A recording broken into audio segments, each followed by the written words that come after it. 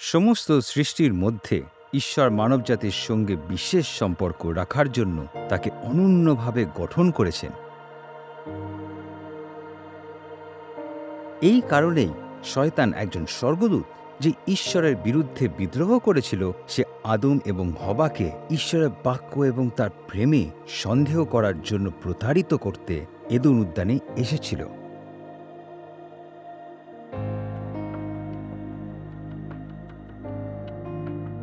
আদম এবং হওয়া শয়তানের মিথ্যা কথা শুনে ঈশ্বরের অবাধ্য হয়েছিল। তাদের লজ্জা, অপরাধবোধ এবং ভয় দ্বারা চালিত হয়ে আদম ও হওয়া তাদের পাপ নিজেদের শক্তিতে সমাধান করার ব্যর্থ চেষ্টা করেছিল। আদম ও হওয়ার বস্ত্র সরবরাহ করার জন্য ঈশ্বর নিজ প্রেমে একটি নির্দোষ প্রাণীকে মরতে দিয়েছিলেন। পাপের বেতন যে মৃত্যু, এটি ছিল তারই এক মর্মান্তিক দৃষ্টান্ত। যদিও তারা তাকে প্রত্যাখ্যান করেছিল, ঈশ্বর তাদের কাছে প্রতিজ্ঞা করেছিলেন যে একদিন একজন পরিত্রাতা জন্ম নেবেন, যিনি শয়তানের শক্তিকে চূর্ণ করবেন এবং ঈশ্বর ও মানবজাতির মধ্যে ভেঙে যাওয়া সম্পর্ক পুনরুদ্ধার করে তাদের মুক্ত করবেন। তাদের অবাধ্যতার কারণে আদম ও হওয়াকে এদুল উদ্যান ত্যাগ করতে হয়েছিল এবং তাদের পাপের পরিণামস্বরূপ এক দাসত্বের জীবন পৃথিবীতে শুরু করতে হয়েছিল।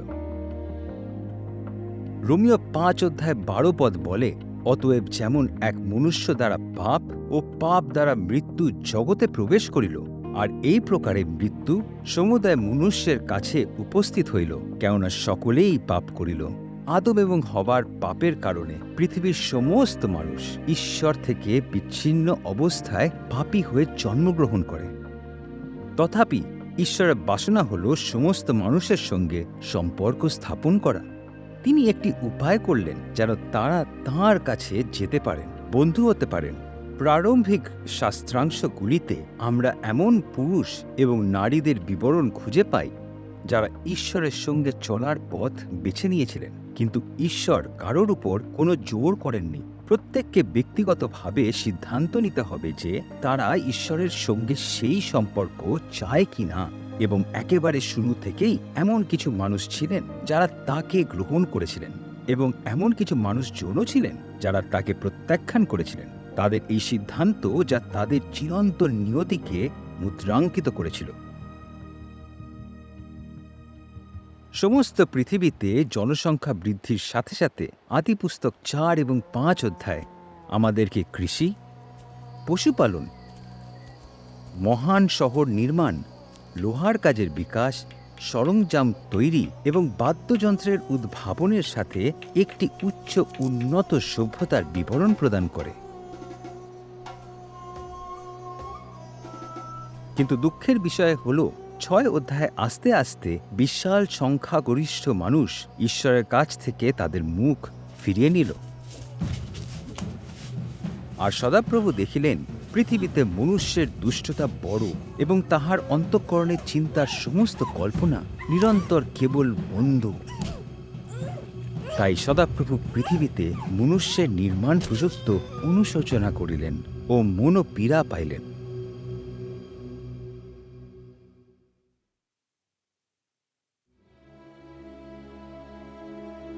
নোহ তাৎকালিক লোকদের মধ্যে ধার্মিক ও সিদ্ধ লোক ছিলেন। নোহ ঈশ্বরের সহিত গমনাগমন করিতেন। নোহ আদম এবং হবার অন্যান্য বংশধরদের মতোই জন্ম থেকেই পাপী এবং ঈশ্বর থেকে বিচ্ছিন্ন অবস্থায় ছিলেন। কিন্তু পার্থক্য হলো এই যে নোহ ঈশ্বরের বাক্য বিশ্বাস এবং তার সঙ্গে গমনাগমন করাকে মনোনীত করেছিলেন। নোহ বিশ্বাস করেছিলেন, তাই এই পথটি বলে যে নোহ ধার্মিক গণিত হয়েছিলেন এবং তার পাপ সম্পূর্ণরূপে ক্ষমা করা হয়েছিল। ঈশ্বর সম্পূর্ণরূপে তাকে গ্রহণ করেছিলেন ও তাকে ধার্মিক বলে ঘোষণা করেছিলেন, অর্থাৎ তিনি আর একজন পাপী হিসাবে নয়, বরং একজন বন্ধু হিসাবে বিবেচিত হবেন। নোহের আশেপাশের লোকদের সঙ্গে এক বিরাট পার্থক্য ফুটে উঠেছে। তখন ঈশ্বর নোহকে কহিলেন, আমার গোচরের সকল প্রাণীর অন্তিমকাল উপস্থিত, কেননা তাহাদের দ্বারা পৃথিবী দৌরাত্মে পরিপূর্ণ হইয়াছে। আর দেখো, আমি পৃথিবীর সহিত তাহাদিগকে বিনষ্ট করিব। তুমি গোফর কাষ্ঠ দ্বারা এক জাহাজ নির্মাণ করো। যেহেতু ঈশ্বর পবিত্র এবং তাকে অবশ্যই পাপের দণ্ড দিতে হবে, তিনি নোহকে বলেছিলেন তিনি একটি বন্যা পাঠাবেন যা পৃথিবীর সমস্ত প্রাণীকে ধ্বংস করবে। তখন ঈশ্বর নোহকে বিশদ নির্দেশনা দিলেন কিভাবে একটি জাহাজ তৈরি করতে হবে, যেন যারা বিশ্বাস করবে তারা সবাই আসন্ন বিচার থেকে রক্ষা পাবে। জাহাজটির দৈর্ঘ্য খুব জোর 1.5 ফুটবল মাঠের সমান এবং উচ্চতা 4 তলা বাড়ির সমান হবে। জাহাজটি ছিল আধুনিক সমুদ্রের মালবাহী জাহাজের জন্য একটি নিখুঁত নকশা, যার ভার ক্ষমতা ছিল 630টিরও বেশি বড় শিপিং কন্টেনার। ঈশ্বর নোহের কাছে যে সমস্ত প্রাণীদের নিয়ে আসবেন তাদের রাখার জন্য এটি যথেষ্ট ছিল। তাহাতে নোহ সেই রূপ করিলেন, ঈশ্বরের আজ্ঞানুসারেই সকল কর্ম করিলেন। ইব্রিয় 11:17 ব্যাখ্যা করে যে নোহ বিশ্বাসে জাহাজ তৈরি করেছিলেন। বিশ্বাস কোনো রহস্যজনক অভিজ্ঞতা বা ইতিবাচক চিন্তাধারা নয়। বিশ্বাস বলতে বোঝায় যা কিছু সত্য তা বিশ্বাস করা, এমনকি যখন আপনি এটি দেখতেও পাচ্ছেন না। ঈশ্বর নোহকে একটি জাহাজ তৈরি করতে বলেছিলেন এবং নোহ আসন্ন বন্যা দেখতে না পেলেও ঈশ্বরের বাক্যকে সত্য বলে বিশ্বাস করে তিনি জাহাজটি নির্মাণ করেছিলেন। 2 পিতর 2:5 নোহকে ধার্মিকতার প্রচারক বলা হয়েছে। অবশ্যই তিনি তার আশেপাশের লোকেদের সাথে অনুনয় বিনয় করে থাকবেন যেন তারা বিশ্বাসে ঈশ্বরের কাছে আসে এবং ঈশ্বরের দৃষ্টিতে ধার্মিক ও গ্রহণযোগ্য হয়। তারা বিশ্বাস করতে অস্বীকার করেছিল। সমগ্র বিশ্বে শুধুমাত্র 8 জন মানুষ ঈশ্বরের অনুসরণ করাকে বেছে নিয়েছিলেন: নোহ, তার স্ত্রী এবং তার 3 পুত্র শেম, হাম এবং জেফত এবং তাদের স্ত্রীরা।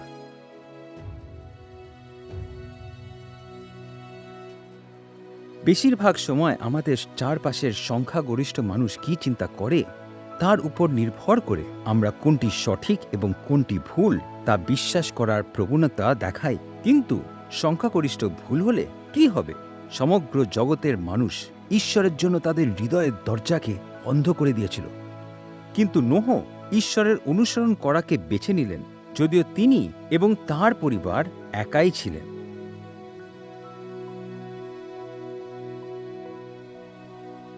অবশেষে জাহাজ তৈরি শেষ হল।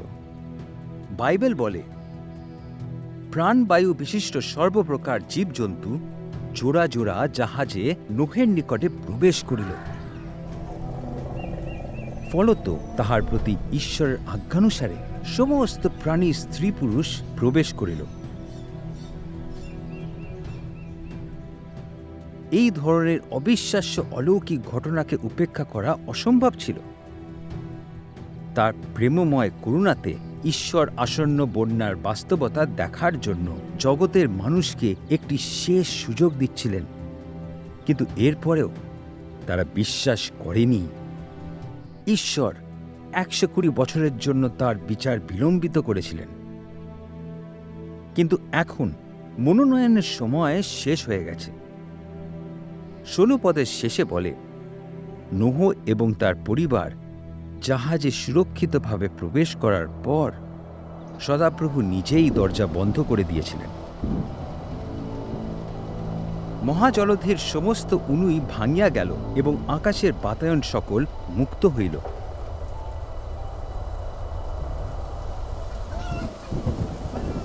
যখন বৃষ্টি নামবে তখন আমরা জাহাজে প্রবেশ করব, এই ভেবে যারা সিদ্ধান্ত নিতে দেরি করছিল তাদের জন্য অনেক দেরি হয়ে গেল। দরজা বন্ধ হয়ে গেল। বিশ্বাস করতে দেরি করে তারা জীবনকে প্রত্যাখ্যান করেছিল।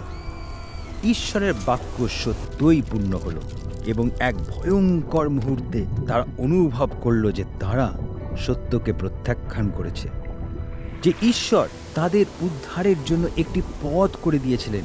তারা তাঁর কাছ থেকে তাদের মুখকে ফিরিয়ে নিল। অনেক দেরি হয়ে গেল।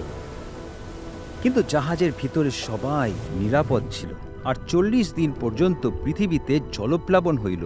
তাহাতে জল বৃদ্ধি পাইয়া জাহাজ ভাসাইলে তাহা মৃত্তিকা ছাড়িয়া উঠিল, আর পৃথিবীতে জল অত্যন্ত প্রবল হইল। আকাশমণ্ডলের অধ্যস্থিত সকল মহাপর্বত মগ্ন হইল। তাহাতে ভূচর যাবতীয় প্রাণী, পক্ষী, গ্রাম্য ও বন্য পশু, ভূচর সরীসৃপ সকল এবং মানুষ সকল মরিল। তাহাতে ভূচর যাবতীয় প্রাণী, পক্ষী, গ্রাম্য ও বন্য পশু, ভূচর সরীসৃপ সকল এবং মনুষ্য সকল মরিল।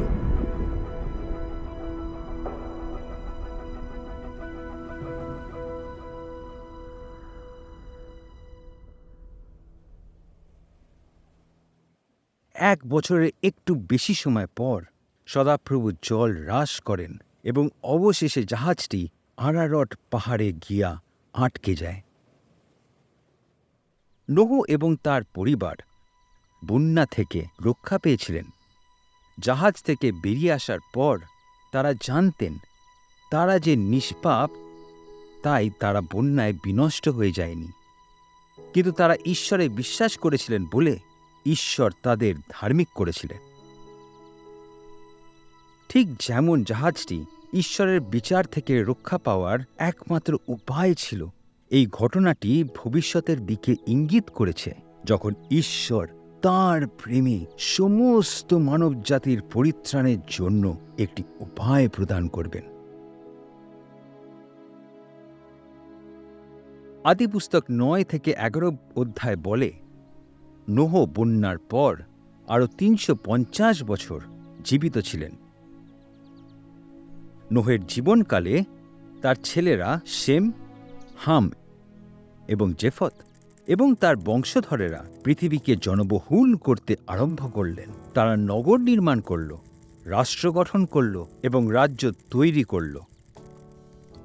শেমের জীবনকালে তার বাবার মৃত্যুর মাত্র ২ বছর পর ইতিহাসের সব থেকে প্রসিদ্ধ ব্যক্তি অব্রাহামের জন্ম হল। আদিপুস্তক ১২ থেকে ২৫ অধ্যায়ে অব্রাহামের কাহিনী লেখা আছে। শেমের বংশধর, যাকে বাইবেলে প্রথমে অব্রাম বলা হয়, খুব ধনী ব্যক্তি ছিলেন। তার অনেক দাস ও পশুধন ছিল। তিনি বিবাহিত ছিলেন, কিন্তু তার সন্তান ছিল না, কারণ তার স্ত্রী সারি বন্ধা ছিলেন। আদিপুস্তক ১২ অধ্যায় ১ থেকে ৩ পদে ঈশ্বর অব্রামের জন্য তার বিশেষ পরিকল্পনা প্রকাশ করতে আরম্ভ করলেন। প্রথমত, ঈশ্বর বললেন তিনি অব্রামকে যে দেশে নিয়ে যাবেন সেই দেশ তার এবং তার ভাবী বংশধরদের অধিকার হবে। দ্বিতীয়ত, তাঁর দ্বারা এক মহান জাতিকে উৎপন্ন করবেন। তৃতীয়ত, তিনি খুবই গুরুত্বপূর্ণ প্রতিজ্ঞা করলেন, এবং তোমাতে ভূমণ্ডলের যাবতীয় গোষ্ঠী আশীর্বাদ প্রাপ্ত হইবে। এই প্রতিজ্ঞা অব্রামকে এতটা তাৎপর্যপূর্ণ করে তোলে, কারণ এই পদে ঈশ্বর তার পরিত্রাণের পরিকল্পনা প্রকাশ করেছেন।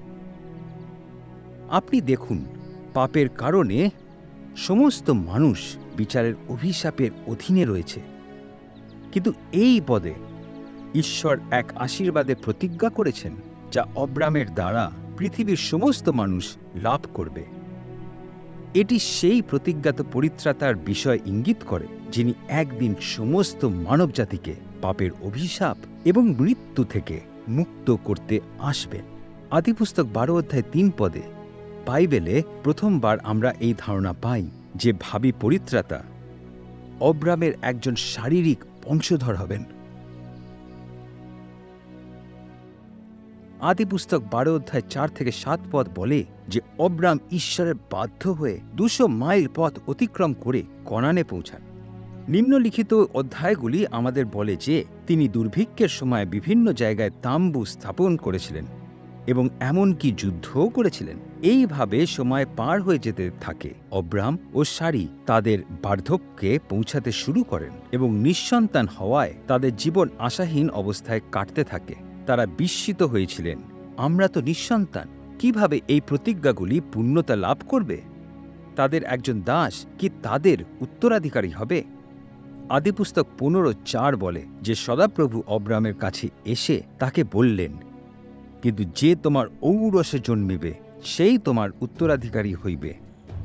পরে তিনি তাহাকে বাহিরে আনিয়া কহিলেন, তুমি আকাশে দৃষ্টি করিয়া যদি তারা গুনিতে পারো, তবে গুনিয়া বলো।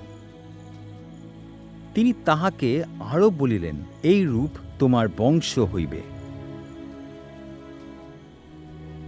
যদিও নিঃসন্তান অব্রামের পক্ষে এটি অসম্ভব বলে মনে হচ্ছিল, কিন্তু ঈশ্বর বারবার একই কথা বলাতে 6 পদে আমরা দেখি, তখন অব্রাম সদাপ্রভুতে বিশ্বাস করিলেন। অব্রাম ঈশ্বরের প্রতিজ্ঞা শুনলেন এবং তারপর তাঁর উপর বিশ্বাস করলেন। বিশ্বাস হল কোনো সত্যকে চোখে না দেখেও বিশ্বাস করা। 6 পদ বলে, আর সদাপ্রভু তাহার পক্ষে তাহার ধার্মিকতা বলিয়া গণনা করিলেন। সেই মুহূর্তে ঈশ্বর অব্রামের সমস্ত পাপ ক্ষমা করে তাকে গ্রহণ করলেন এবং তাকে ধার্মিক বলে ঘোষণা করলেন।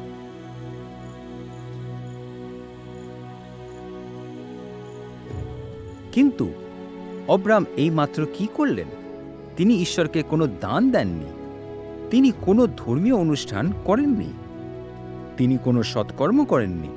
তথাপি ঈশ্বর তাকে ধার্মিক বলেছেন, কারণ তিনি ঈশ্বরের প্রতিজ্ঞায় বিশ্বাস করেছিলেন। অনেক বছর পার হয়ে গেলে সারির কোনো সন্তান হল না। আদিপুস্তক 16 অধ্যায় বলে যে সারি মিশরীয় দাসী হাগার দ্বারা অব্রামকে সন্তানের জন্ম দেওয়ার জন্য রাজি করেন। হাগার ইসমাইল নামক এক পুত্রের জন্ম দিলেন।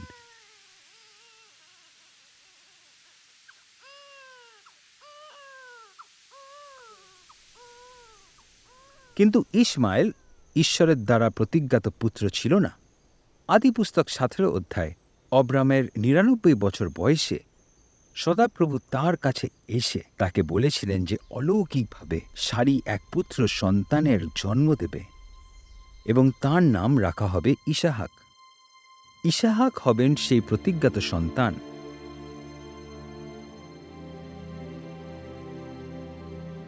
এবং সেই দিন ঈশ্বর অব্রামের নাম পরিবর্তন করে অব্রাহাম, যার অর্থ বহু লোকের পিতা, রাখার দ্বারা তার প্রতিজ্ঞাকে পুনর্নিশ্চিত করলেন এবং ঈশ্বর তার স্ত্রীর নাম পরিবর্তন করে রাখলেন সারা। সেই বছরটি অব্রাহামের জন্য কতই না উত্তেজনাপূর্ণ ছিল এবং কতবার না তিনি এবং 90 বছর বয়সী সারা তার পেট বড় হতে দেখে এবং যেদিন তারা তাদের ছেলেকে তাদের কোলে তুলে ধরবেন সেই দিনের স্বপ্ন দেখে হেসেছেন। তাদের পুত্র, যা ঈশ্বর জুগিয়ে দিয়েছিলেন, তাদের পুত্রের দ্বারা সেই পরিত্রাতা একদিন পৃথিবীতে আসবেন। পরে সদাপ্রভু আপন বাক্যানুসারে সারার তত্ত্বাবধান করিলেন। সদাপ্রভু যাহা বলিয়াছিলেন সারার প্রতি তাহা করিলেন। আর সারা গর্ভবতী হইয়া ঈশ্বরের উক্ত নিরূপিত সময় অব্রাহামের বৃদ্ধকালে তাহার নিমিত্ত পুত্র প্রসব করিলেন। ইসাহাকের বেড়ে ওঠার সঙ্গে সঙ্গে অব্রাহাম অবশ্যই তাকে মেষপালের যত্ন নেওয়া, তাম্বু মেরামত করা এবং সম্পত্তির তত্ত্বাবধান করার বিষয়ে শেখানো উপভোগ করেছেন। কিন্তু সর্বোপরি অব্রাহাম ইসাহাককে শিখিয়েছিলেন কিভাবে সদাপ্রভুর আরাধনা করতে হয়। শাস্ত্র আমাদের বলে যে ঈশ্বরের লোকদের তার উপাসনা করার একটি পন্থা হল একটি বেদী তৈরি করা। এই বেদীর উপরে তারা একটি প্রাণীকে, প্রায়শই একটি মেষশাবককে রাখতেন। ঈশ্বরের লোকেরা জানতেন যে তারা পাপী এবং পাপের বেতন হল মৃত্যু। তারপর সেই মেষশাবকটিকে মারা হতো এবং ঈশ্বরের উপস্থিতিতে পোড়ানো হতো। দোষীরা যেন প্রাণে বাঁচতে পারে, তাই তাদের পরিবর্তে একজন নির্দোষের মৃত্যুবরণের এটি ছিল একটি নির্মম দৃষ্টান্ত। ইসাহাকের তার বাবার সঙ্গে বলিদান করার অনেক স্মরণীয় ঘটনা আছে। তারা এমন একটি বলিদানের সম্মুখীন হতে চলেছেন যেটি তারা দুজনেই কোনোদিন ভুলতে পারবেন না। এই সকল ঘটনার পরে ঈশ্বর অব্রাহামের পরীক্ষা করিলেন। তিনি তাহাকে কহিলেন, হে অব্রাহাম। তিনি উত্তর করিলেন, দেখুন, এই আমি। তখন তিনি কহিলেন, তুমি আপন পুত্রকে, তোমার অদ্বিতীয় পুত্রকে, যাহাকে তুমি ভালোবাসো, সেই ইসাহাককে লইয়া মরিয়া দেশে যাও এবং তথাকার যে এক পর্বতের কথা আমি তোমাকে বলিব, তাহার উপরে তাহাকে হোমার্থে বলিদান করো। ঈশ্বর ইসাহাককে বলিদান করতে বলার দ্বারা অব্রাহামের বাধ্যতার পরীক্ষা নেওয়ার সিদ্ধান্ত নিলেন। কল্পনা করুন, এটি শুনে অব্রাহাম কতটা আঘাত পেয়েছিলেন। এই পুত্রের জন্য তিনি 25 বছরের অপেক্ষা করেছিলেন, এবং এখন ইসাহাককে মরতে হবে। পরে অব্রাহাম প্রত্যুষে উঠিয়া গর্ধব সাজাইলেন, 2 জন দাস ও আপন পুত্র ইসাহাককে সঙ্গে লইলেন। হোমের নিমিত্তে কাষ্ঠ কাটিলেন আর উঠিয়া ঈশ্বরের নির্দিষ্ট স্থানের দিকে গমন করলেন। তৃতীয় দিবসে অব্রাহাম চক্ষু তুলিয়া দূর হইতে সেই স্থান দেখিলেন। তখন অব্রাহাম আপন দাসদিগকে কহিলেন, তোমরা এই স্থানে গর্ধবের সহিত থাকো, আমি ও যুবক আমরা যাই। ওই স্থানে গিয়া প্রণিপাত করি, পরে তোমাদের কাছে ফিরিয়া আসিব। অব্রাহাম ঈশ্বরের বাধ্য হলেন এবং ইসাহাককে সঙ্গে নিয়ে মরিয়া অঞ্চলে রওনা দিলেন। কিন্তু পর্বতের পাদদেশে পৌঁছে তিনি তার দাসদের উদ্দেশ্যে অদ্ভুত কথা বললেন, আমরা তোমাদের কাছে ফিরে আসব। ইসাহাকের মৃত্যুতে কি সব শেষ হওয়ার কথা ছিল না? অব্রাহাম সম্ভবত কি চিন্তা করছিলেন? ইব্রিয় 11:17-19 পদে ব্যাখ্যা করে সেই দিন অব্রাহামের মনে কি চলছিল। যিনি প্রতিজ্ঞা সকল সানন্দে গ্রহণ করিয়াছিলেন, তিনি আপনার সেই একজাত পুত্রকে উৎসর্গ করিতেছিলেন, যাহার বিষয়ে তাহাকে বলা হইয়াছিল, ইসাহাকে তোমার বংশ আখ্যাত হইবে। তিনি মনে স্থির করিয়াছিলেন, ঈশ্বর মৃতগণের মধ্যে হইতেও উত্থাপন করিতে সমর্থ। ঈশ্বর প্রতিজ্ঞা করেছিলেন যে ইসাহাকের মাধ্যমে একটি জাতি এবং অবশেষে পরিত্রাতা নিজেই আসবে। ঈশ্বরের প্রতিজ্ঞাতে অব্রাহাম বিশ্বাস করেছিলেন যে ঈশ্বর ইসাহাককে মৃতদের মধ্য থেকে পুনরুত্থিত করতে সক্ষম এবং তারা একসঙ্গে ফিরে আসবেন। তখন অব্রাহাম হোমের কাষ্ঠ লইয়া আপন পুত্র ইসাহাকের স্কন্ধে দিলেন এবং নিজ হস্তে অগ্নি ও খড়গ লইলেন। পরে উভয়ে একত্র চলিয়া গেলেন। অব্রাহাম এবং ইসাহাক যখন মরিয়া পর্বতে উঠছিলেন, ইসাহাক সেই কাঠগুলি বহন করেছিলেন যার উপর তাকে বলিদান করা হবে। পরে উভয়ে একত্র চলিয়া গেলেন। আর ইসাহাক আপন পিতা অব্রাহামকে কহিলেন, হে আমার পিত। তিনি কহিলেন, হে বৎস। তখন তিনি কহিলেন, এই দেখুন অগ্নি ও কাষ্ঠ, কিন্তু হোমের নিমিত্তে মেষশাবক কোথায়? অব্রাহাম কহিলেন, বৎস, ঈশ্বর আপনি হোমের জন্য মেষশাবক যোগাইবেন।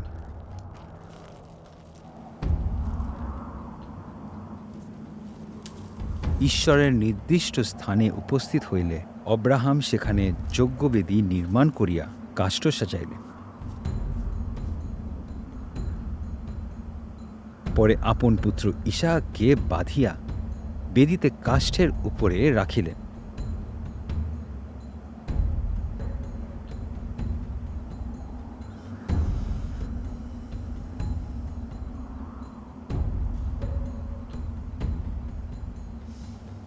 পরে অব্রাহাম হস্ত বিস্তার করিয়া আপন পুত্রকে বধ করণার্থে খড়গ গ্রহণ করিলেন।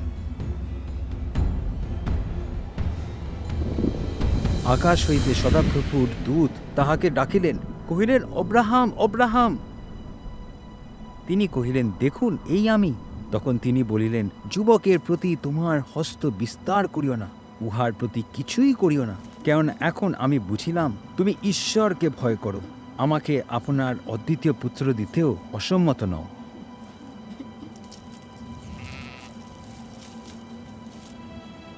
তখন অব্রাহাম চক্ষু তুলিয়া চাইলেন, আর দেখো, তাহার পশ্চাৎ দিকে একটি মেষ, তাহার শৃঙ্গ ঝোপে বদ্ধ।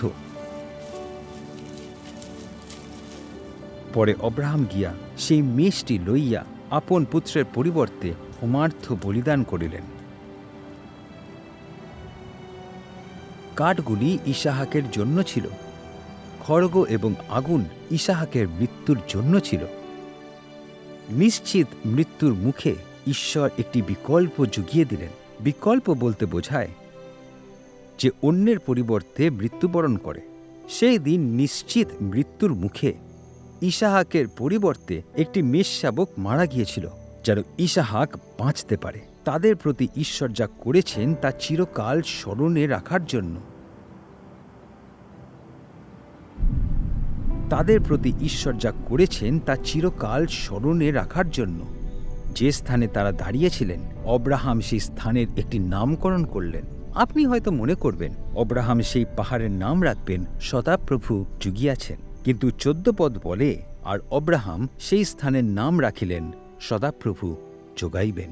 আপনি লক্ষ্য করুন, অব্রাহাম অন্য একটি দিনের কথা চিন্তা করছেন, যখন নিশ্চিত মৃত্যুর মুখে ঈশ্বর অন্য একটি বিকল্প জুগিয়ে দেবেন। যিনি মৃত্যুবরণ করবেন যেন অন্যরা জীবন পায়, তিনি হবেন চূড়ান্ত সংস্থান।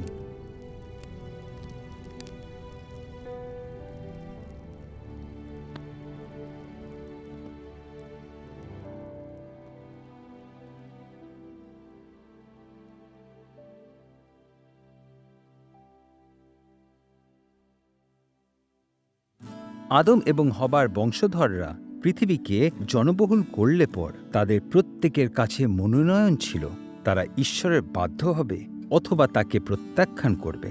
নোহ এবং তার পরিবার ঈশ্বরের অনুসরণ করাকে মনোনীত করেছিলেন, যখন জগতের অন্য সবাই ঈশ্বরের কাছ থেকে মুখ ফিরিয়ে নিয়ে মন্দ, হিংস্র এবং ভ্রষ্ট হয়েছিল। যেহেতু ঈশ্বর পবিত্র এবং পাপের দণ্ড হওয়া আবশ্যক, ঈশ্বর নোহকে বললেন তাদের দুষ্টতার কারণে তিনি বন্যা দ্বারা তাদের বিচার করবেন।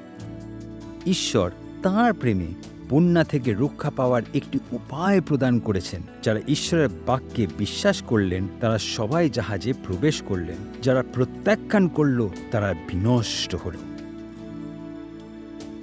একইভাবে ঈশ্বরের আপনারও পাপের দণ্ড দেওয়া আবশ্যক, কিন্তু ঈশ্বর তার প্রেমে আপনাকে উদ্ধারের জন্য একটি উপায়ও প্রদান করেছেন।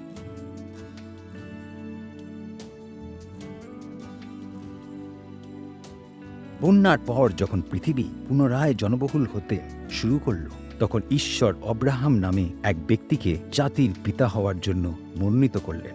এই জাতির মধ্য দিয়ে একদিন পরিত্রাতা এই জগতে আসবেন, তার দ্বারা পৃথিবীর সমস্ত মানুষ আশীর্বাদ লাভ করবে। এটি আপনার জন্য একটি আশীর্বাদের প্রতিজ্ঞা ছিল। একটি ঐশ্বরিক পরীক্ষায় ঈশ্বর অব্রাহামকে তার পুত্র ইসাহাককে বলিদান রূপে উৎসর্গ করতে বললেন, কিন্তু অব্রাহাম তার পুত্রকে হত্যা করার পূর্বে ঈশ্বর তার জায়গায় মৃত্যুবরণ করার জন্য একটি বিকল্প প্রদান করলেন। একটি মেষশাবক মারা গেল যেন ইসাহাক বাঁচে। ইসাহাক হলেন আপনার একটি চিত্র। এই দিনটি ভবিষ্যতের একটি ঘটনার দিকে ইঙ্গিত করে, একটি দিন যখন ঈশ্বর এমন একজনকে প্রদান করবেন যিনি আপনার বিকল্প হিসাবে মৃত্যুবরণ করবেন।